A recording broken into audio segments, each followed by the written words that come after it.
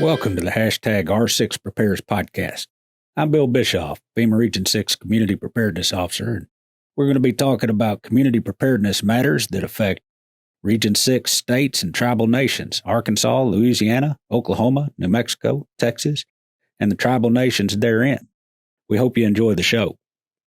Welcome, Casey Williams, to the hashtag R6 Prepares podcast. It is such a pleasure to see you. You and I go back to 2014. I'm Bill Bischoff. I'm the Community Preparedness Officer for FEMA Region 6. And I had the pleasure of starting the Region 6 Youth Preparedness Council with a number of folks that came from the states, Arkansas, Louisiana, Oklahoma, New Mexico, and Texas. And we later branched out into tribal, but you were our first representative from Arkansas at the tender age of what? 16 is when I started in the Region 6. 16. And you came and met with us at the Federal Response Center there at FEMA Region 6 and met with our Community Preparedness Working Group and the rest of the Region 6 Youth Preparedness Council. What do you remember about that time? And how, let's see. Yeah, we're talking about that 5 years ago. You're now what, 21? 23. 23. I'm doing my bad. That's that bad math I've got. Well, so good. My first year, Obie Jones was our chairperson. And so my first year, I thought I was one of the cool kids who got invited to go do this. I came from a natural disaster and got really involved on that response. And that's, I think, kind of through the grapevine, how you heard about me. I believe Gary Reagan reached out. Yeah, that the Region 6 was looking for this Youth Preparedness Council. I had no idea what it would entail or what it would mean, but I knew that I needed to go to Texas for a few days to see what it was about. And so I ended up in Texas for a few days, and we had a really good working group. And I got to meet people who were like-minded youth who were also, around my age, interested in disaster preparedness. And that kind of ended up launching me into my career, and another 2 years with the Youth Preparedness Council after that.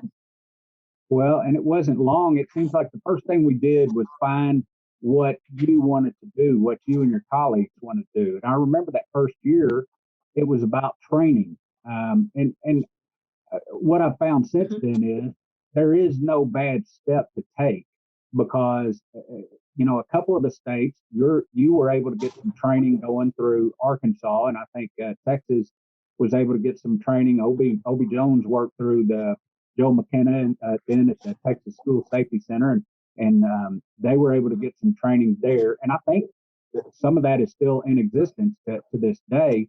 But then you started helping us with starting other councils, starting other camps, and just you stepped into the role after that year or two of Obie Jones. You became our next chair. Tell me what you did there. So when I became the chair, Obie had stepped down and moved on to bigger and better things on his personal career. So I was really honored to step up as the chair. From there, we kind of transformed the Youth Preparedness Council into like the Youth Preparedness Working Group. And each person was obviously still a representative for their state. But I think then our projects went bigger because we kind of knew our right and left limits, and we knew that there really weren't many right and left limits. It was a lot of creativity that went into it. And if we thought about the idea, you and then the Citizen Corps Working Group and our states really worked to make that happen. So we used our time as a think tank more than anything, and then took it back to our states on individual levels. Right. And I remember one of the sharpest things was watching you address the first state Youth Preparedness Council there at Arkansas, both of our home states. And you I remember watching you and just being so proud of the work that you were doing and that you were inspiring the young people that were coming up right behind you there in Arkansas to do good things. And I've seen a number of folks follow in your footsteps there. So I can't thank you enough for the work you've done and how you've helped us impact not just in Arkansas but in the other states and now, let me ask you this. Where did it take you? What have you done?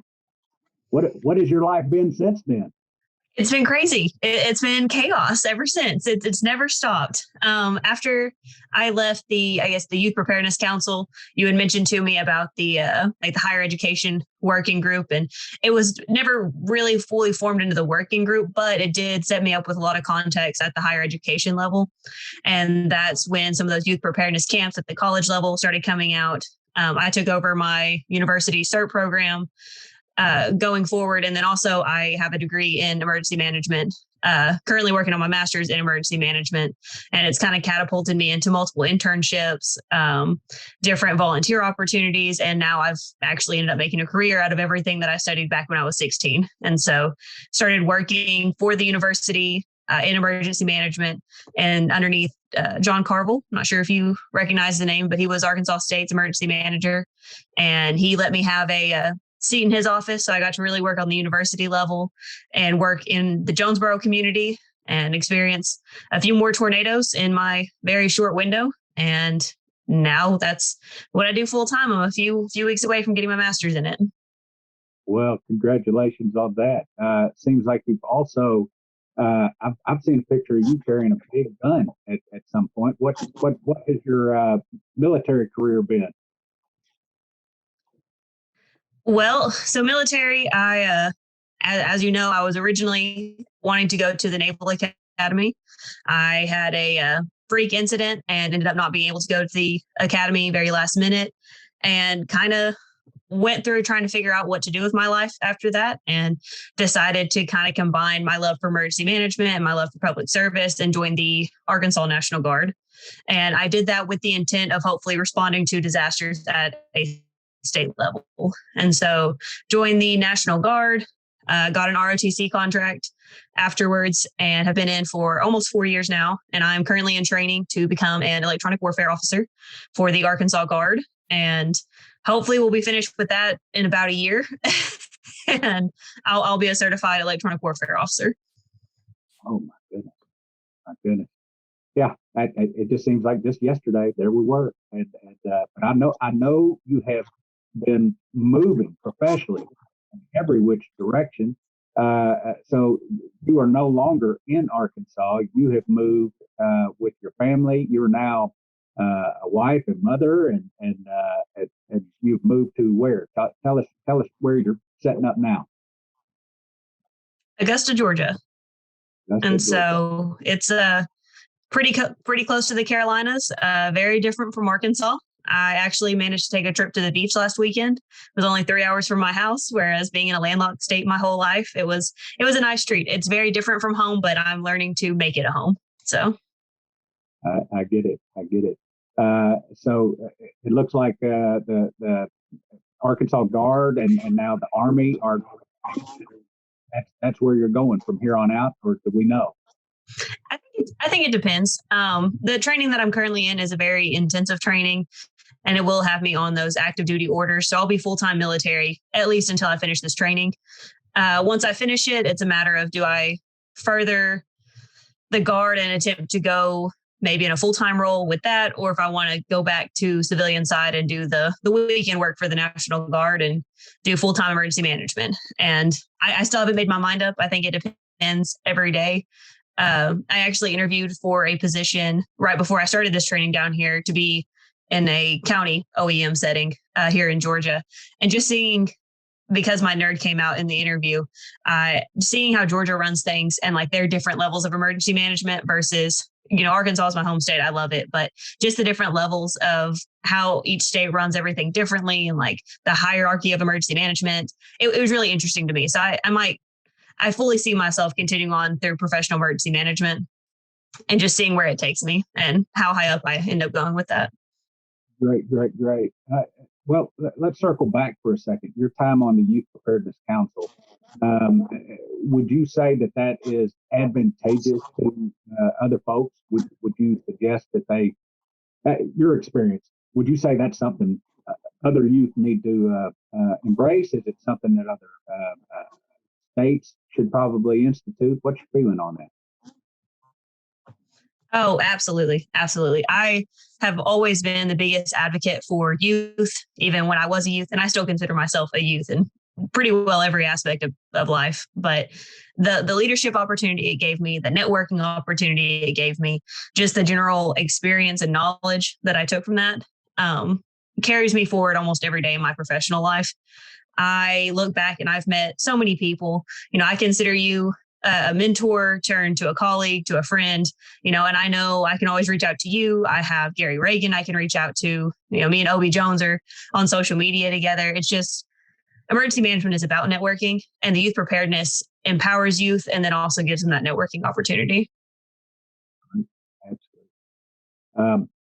Yeah, I've seen the whole program change thanks to the way you and Obi kind of moved us ahead, and we're continuing to see success with our regional Youth Preparedness Council since your days. Now it's been a little bit slow during the pandemic, but we've gotten youth preparedness councils in every state since then. We've got a couple of tribal nations that have youth preparedness councils, and we're still tinkering because at times it seems to flourish, and other times it'll slow down a little bit. So we're always working the gears and trying to figure out the best way to do things. But the way we've gotten there is where you and Obi and the other Naomi Winston and several other folks stepped up and moved us along, showed everybody that it could be done. So I can't thank you enough for. I think that's what I'm so proud of. I remember those first years of we don't really know what we're doing, but we know this is the direction we want to go. And then, I'm very proud of my home state for being the first to actually get a tangible hard copy training for youth, and then also carrying that over to the state preparedness. All the states all followed in really closely. I like to say that Arkansas did beat everyone to the punch, and it's neat looking back, especially now that I see the program and they've already gone down to a county level. There's county preparedness, there's state preparedness, and then we go back up to Region 6. It's so neat saying that, back in my day, we were a group of 6-7 kids sitting at a table trying to make a difference, and then seeing it now, what we've figured out. I'm not 7 years later, actually seeing all that work come to fruition and seeing the tangible fruits of our labor here, it actually worked out. It's really neat. It's a very cool experience. Very, very proud of you. I'm very proud of the work you've done, proud of the work we've done, and what we're going to continue doing in every direction. And like you said earlier, you are my colleague now, and I look forward to continuing to work with you in the future. Anything I can do, please let me know. And I already know to call you if I need anything. So thank you, Casey. And we will talk to you next time around. Good luck. All right. Thank you so much. I enjoyed being on here. That about does it for this episode. We'd like to thank Laura Brown from Arkansas Tech University's Emergency Management Program for her assistance editing this podcast. And we'd like you, the listener, to give us a like if you're so inclined, and share us with somebody else that might want to help prepare their community. Until next time, take care of you and yours.